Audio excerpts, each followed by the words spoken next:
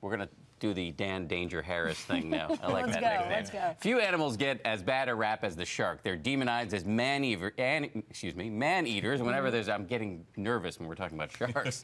Whenever there's a shark attack story in the news, we hear about man-eating sharks. And in fact, not long ago in Australia, there was a rather spectacular shark-on-shark attack, which got people talking about a, quote, monster shark lurking off the coast. So we went down under to check it out, and we found some shark lovers who are using this to try to change people's attitudes.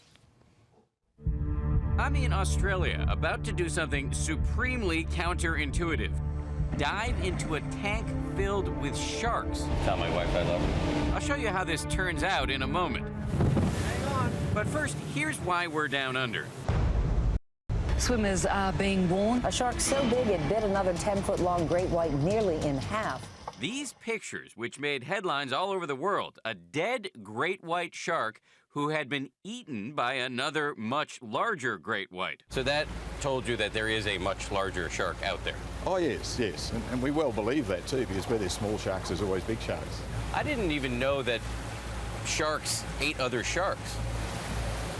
They do, particularly the great white. The existence of a so-called monster shark looming off the coast has put a good scare into this area, a place where the government already feels compelled to put giant shark nets out alarmingly close to crowded beaches. It is amazing that you've got sharks this close to the beach. Oh, my word. It's a very impressive bite. Yeah, it's a very impressive bite. It does create fear. I mean, you look at that picture, you think, I don't want to go in the water. Yes, and I understand that. But if you then start equating the fear factor with reality, you realize that the fear is unfounded. You know, the chances of being bitten, either in Australia or elsewhere in the world, are minuscule. Which is why they talked me into jumping into this shark tank. First, some basic instructions for the dive. What's the hand signal if a shark is eating my arm off?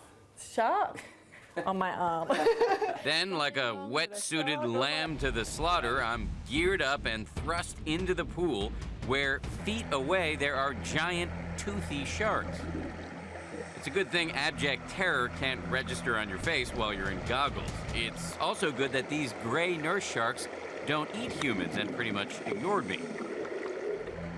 Shark lovers are latching onto this whole monster shark story as a teachable moment.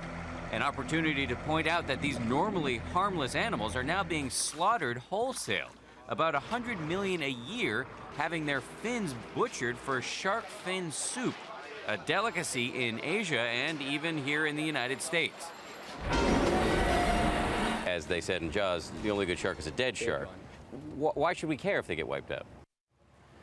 Because if we want a healthy ecosystem, we have to maintain a balance. And sharks are a critically important part of that balance.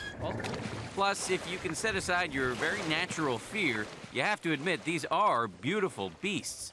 The perfect predator, one that has survived since the age of the dinosaurs, but may not survive the age of the humans.